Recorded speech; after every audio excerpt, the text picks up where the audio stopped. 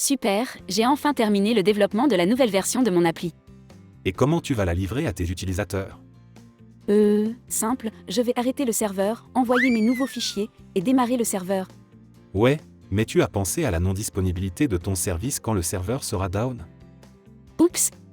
Non, Et tu feras comment pour revenir en arrière si tu découvres un problème avec la nouvelle version? je n'y ai pas pensé. T'as pensé à avoir un deuxième serveur? Ça te sera utile dans ton choix de déploiement. Mais ça me coûtera plus cher. Vrai, mais c'est primordial d'avoir une stratégie de déploiement. Il y en a plusieurs. Oula! Ça semble compliqué tout ça. C'est vrai. Certaines sont plus complexes que d'autres, mais je vais t'expliquer 6 stratégies qui te seront très utiles dans tes futurs déploiements. Oui, s'il te plaît dis-moi. Il existe une variété de techniques pour déployer une nouvelle version d'application en production. Parlons des stratégies suivantes. Recréation. Progressive. Bleu-vert. Canary. Test AB. Et pour terminer, la stratégie ombre. La recréation est la stratégie la plus ancienne. Prenons cet exemple avec ce serveur qui contient une application avec une version A et qui est utilisée par des utilisateurs. Ce type de déploiement consiste à arrêter le serveur, puis un administrateur ou un script livre la nouvelle version sur les mêmes serveurs. Dans cet exemple, c'est la version B. Ensuite, on démarre le serveur. Cette technique est simple et n'est pas coûteuse, car on utilise la même procédure et le même serveur pour livrer plusieurs versions, l'une après l'autre. Par contre, chaque livraison implique un temps d'arrêt du service, qui dépend à la fois de la durée d'arrêt, du déploiement et du démarrage de l'application. Avant de décrire la deuxième stratégie, il faut savoir que dans la plupart des architectures, les requêtes clients passent par un répartiteur de charge, qui redirige ces requêtes vers un des serveurs disponibles. Ceci contribue à la haute disponibilité du système, c'est-à-dire que si l'un des serveurs est occupé ou tombe en panne, les autres serveurs pourront prendre la relève. Ces serveurs hébergent une version actuelle d'une application. La deuxième stratégie est le déploiement progressif.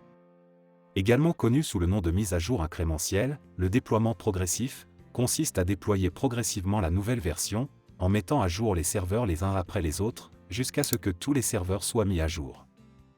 Avec cette stratégie, on n'a aucune interruption de service, car les clients seront toujours servis soit par l'ancienne ou la nouvelle version.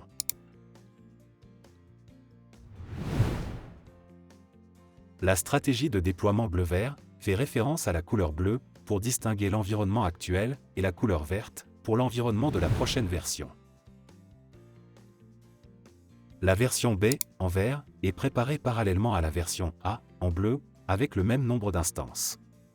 Après avoir bien testé que la nouvelle version répond à toutes les exigences, le trafic est basculé au niveau de l'équilibreur de charge, pour que les nouvelles instances reçoivent le trafic de la version A à la version B. Les déploiements Canary tirent leur nom d'une ancienne mesure de sécurité lors de l'extraction du charbon. Les mineurs lâchaient des canaris dans les mines de charbon pour tester la quantité de gaz toxique présent. Si le canari survit, ça veut dire que l'environnement est en sécurité et que les mineurs peuvent continuer l'extraction. Un déploiement Canary consiste à déplacer progressivement le trafic de production de la version A vers la version B. Généralement, le trafic est divisé en pourcentages. Par exemple, 80% des demandes vont à la version A, 20% vont à la version B. Cette technique est principalement utilisée lorsque les tests ne sont pas suffisants, ou ne sont pas fiables, ou s'il y a peu de confiance quant à la stabilité de la nouvelle version. Donc le retour en arrière est très facile, puisque l'ancienne version existe encore en parallèle, et qu'il suffit de reparamétrer le pourcentage pour revenir en arrière. Les déploiements de test A-B consistent à configurer l'équilibreur de charge pour diriger un sous-ensemble d'utilisateurs vers une nouvelle fonctionnalité, selon des conditions spécifiques. Par exemple, si l'utilisateur utilise le navigateur de son téléphone portable, alors on envoie la requête vers la version A. Et s'il utilise un navigateur de son PC, alors on envoie vers la version B.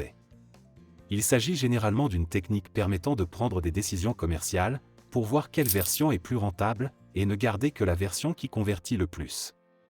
On peut aussi utiliser cette technique pour répartir le trafic en fonction de la géolocalisation, version du navigateur, ou type du téléphone, etc.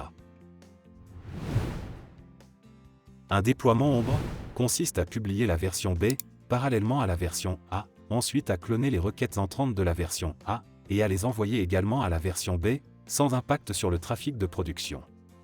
Ceci est particulièrement utile pour tester un trafic réel de production sur une nouvelle fonctionnalité, sans impacter les utilisateurs. Super, je vais essayer de résumer, et dis-moi si j'ai bien compris. La recréation, c'est d'arrêter et relivrer sur le même serveur. La progressive, c'est de livrer sur plusieurs serveurs, l'un après l'autre. La bleu-vert, c'est de préparer les nouveaux serveurs, ensuite de basculer le trafic vers ceux-là. Le canari, c'est de rediriger un petit pourcentage du trafic de production pour tester, avant de tout basculer. Le test AB, c'est de rediriger un sous-ensemble d'utilisateurs en fonction de certaines conditions. Et la stratégie ombre, c'est de cloner le trafic pour l'envoyer sur la nouvelle version sans impacter les utilisateurs de la version actuelle. C'est bien ça ? Tu as tout compris. Peux-tu partager avec moi d'autres astuces et m'expliquer d'autres principes ? Bien sûr. Abonne-toi, et si tu as aimé cette vidéo, n'hésite pas à m'encourager avec un like ou un partage. Merci, et à la prochaine vidéo.